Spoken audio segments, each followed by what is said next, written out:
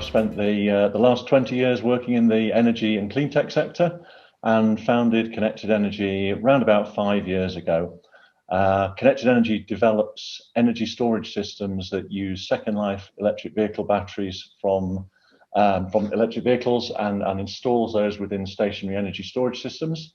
We've been developing that technology for the last few years and are now installing commercial systems in the UK and around Europe.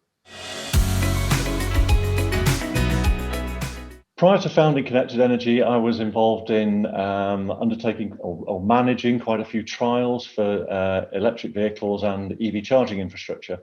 And we became aware of battery degradation, and that ultimately, once electric vehicles have become mainstream, there would be a number of batteries becoming available that have become depleted and were no longer of any use in the vehicles because they could strain the range in the vehicles. And obviously, as the volume of vehicles increases, there would be huge numbers of these batteries. So we started to work on solutions to try and reuse these batteries before they're recycled. So the mission of Connected Energy is really about maximising the use of the resources that have been embedded in EV batteries. There's a lot of natural resources, finite resources, and engineering expertise that's gone into those batteries.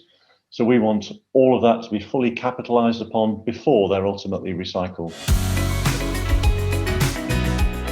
I guess it's the challenge that is faced by anybody who's pioneering a new sector.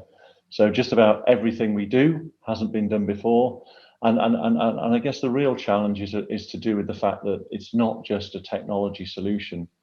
Because electric vehicles are relatively new, because energy storage is relatively new, and because the second life batteries are just coming towards us now, our business is not just about the technology, it's about building up that whole supply and value chain. It's about looking at new business models.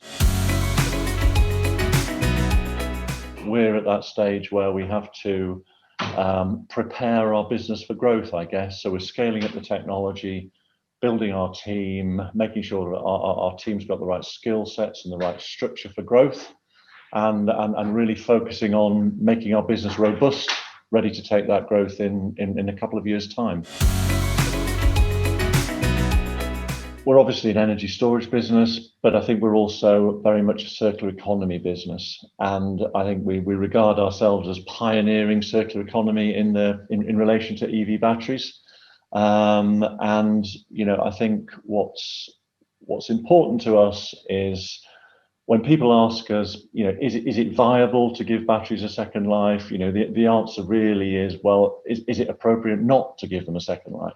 You know, we have to take advantage of all that resource that's been embedded in those batteries before they're recycled. We can't just throw it away. It's a shame we won't be attending VivaTech this year, but virtually it's really important to us. I mean, it's great to be able to demonstrate our equipment, our technology, and how the business has developed since we last attended the show. And obviously, it's a great opportunity to see what other people are doing and feed off the adrenaline that's very visible at the conference. So it's a good event to attend, and we get a lot of value out of it.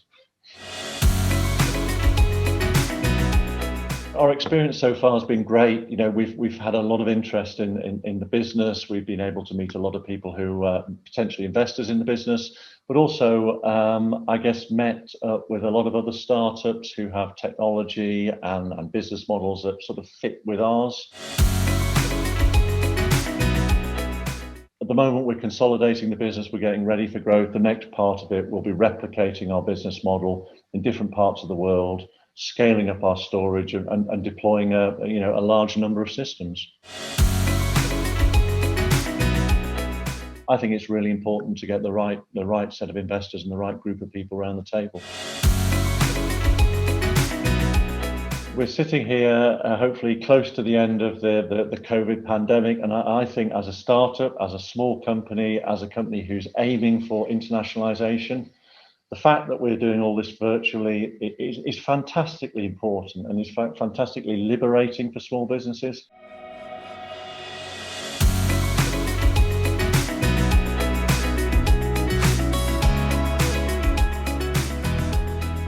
I work at NG Dubai. I joined NG about a year and a half ago, and now I'm part of the team in charge of Expo. I'm also part of the team working on the Blue Carbon project, which is looking at rehabilitating and renovating mangroves with the use of drone technology in Abu Dhabi in the UAE. So the idea is coming from ENGIE's decarbonization strategy and its commitment to finding innovative solutions to fight climate change, especially since mangroves are key for their vital ecosystems and biodiversity, but also because they're huge carbon sinks that can offset up to 4 times more CO2 than ordinary trees. So the Blue Carbon project is rehabilitating and restoring mangrove with drone technology. It's a partnership with a local entity that's called Environment Agency Abu Dhabi, which is an entity from the Ministry of the Environment in the UAE. And the mission is to help restoring these mangroves as part of the cultural heritage of the UAE.